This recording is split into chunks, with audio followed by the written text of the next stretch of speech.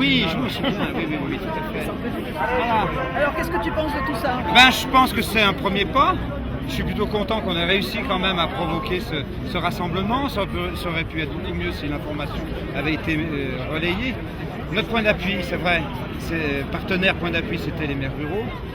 Il a fallu les convaincre quand même parce qu'ils étaient un peu frileux sur le fait de manifester. Et je pense que c'est culturel, mais c'est pas très grave.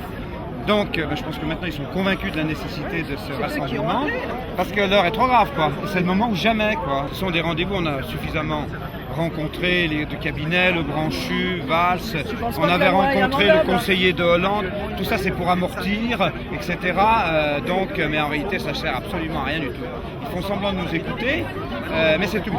Donc là, il faut effectivement qu'ils nous écoutent et qu'ils comprennent qu'on est inquiets sur le devenir de notre République et je dirais de notre société. Parce que là, la loi, ils ont quand même annoncé qu'elle repasse ici lundi, oui. Et puis qu'ils veulent la sortir avant le 14 juillet. Oui, enfin je sais pas trop, parce qu'il y a des rumeurs qui disent qu'ils la sortiront pas avant le mois de septembre. Ils sont mal parce que ça rouspète de tous les côtés. Il y a une certaine hypocrisie par rapport au devenir des conseils départementaux. On grave dans le marbre qu'ils seront donc chargés des solidarités territoriales, c'est très clair. Par contre, parallèlement, on continue de les asphyxier complètement. Donc avec quels moyens vont-ils assurer ces missions? Donc il y a une travail social la semaine prochaine. Bon, d'accord. Il y a une hypocrisie complète sur le sujet, alors qu'il faudrait voir les choses globalement. Quel projet de société voulons-nous mettre en perspective, sachant qu'il y a urgence de sortir de ce paragraphe de la compétition qui laisse plein de personnes, plein de territoires sur le bord du chemin.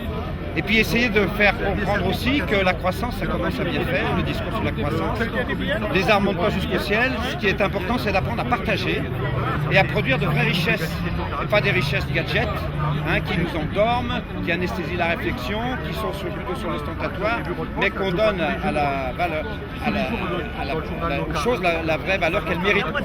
Bon, il y a vraiment une réflexion globale. Beaucoup de cris sur retrait. Oui, retrait de la loi, oui, parce que... Enterrement de la loi, oui. avec comment ça va se passer? Comment ça va se passer? Je ne sais pas. Moi, si nos députés étaient courageux ou plutôt s'ils prenaient le temps de réfléchir sur les questions que je viens de poser, je pense qu'ils retireraient la loi NOTRe et ils redétricoteraient ce qu'ils ont fait en amont, parce qu'on a bien vu la logique. On a saucissonné en 3 tranches ce projet de contre-réforme institutionnelle en instaurant le nec plus ultra de la compétition, avec les métropoles d'un côté, les régions XXL, et puis maintenant on s'efforce de balayer la démocratie de proximité et donc les solidarités construites dans la responsabilité au plus près des réalités de nos territoires et de notre société. Peut-être même la République, parce que quand on voit que mais derrière tout ça, c'est balayer effectivement nos principes et outils républicains, c'est très clair, qui sont au service d'un projet de société d'épanouissement humain. C'est pas une fin en soi, encore une fois.